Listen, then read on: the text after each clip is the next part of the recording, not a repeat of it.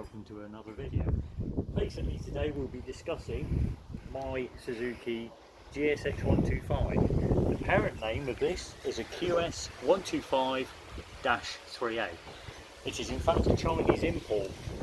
Now the thing is with this bike, it's 12 years of age and there's not a lot around anymore because they rot out very badly.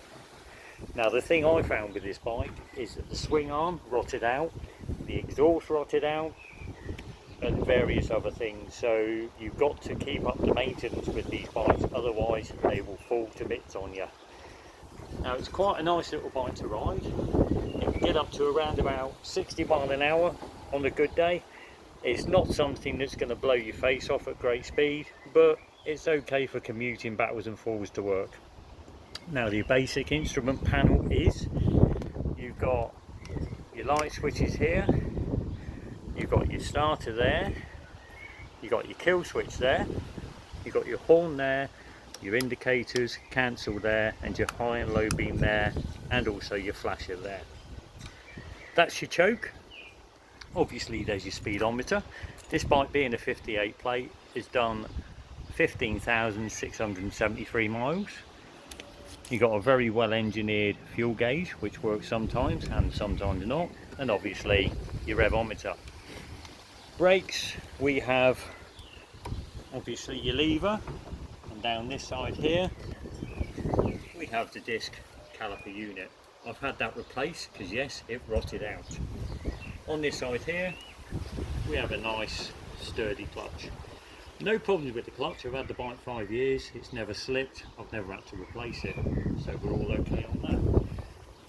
Headlamp, the original one rusted out, so I had to replace it. In fact, I've replaced it a couple of times due to off-market things.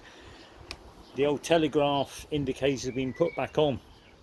Reason being, it's due for a MOT in a couple of days, so we have to be legal, otherwise it will probably fail.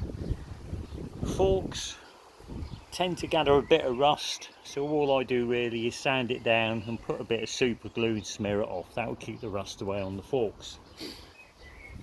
Now the exhaust, the old one, once again rotted out. That was a replacement, £35 from M&P down in good old Wales. It was next day delivery on that, and I think that's around about a year old now. Obviously at the back end you've got the traditional drum brakes. So we have the con lever there which draws it all via the pedal. Around here, chain guard basic. These are actually from a GS 500 which I had to put on for the last MOT because it failed because I didn't have any foot pegs on at that time, but that's another story. Gear lever, so we have 1 down 4 up as depicted by that, so it's a 5-speed bike.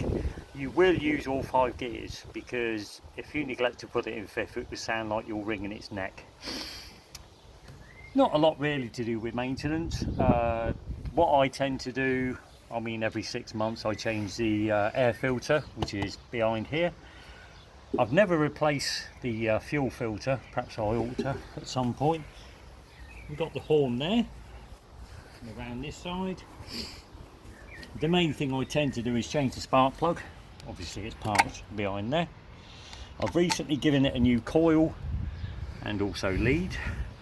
Underneath here we have the drain plug for the oil, so you take that out, drain all the oil, make sure you put it back in, undo that, and then basically put your new oil in, and then your oil gauge is through that glass there.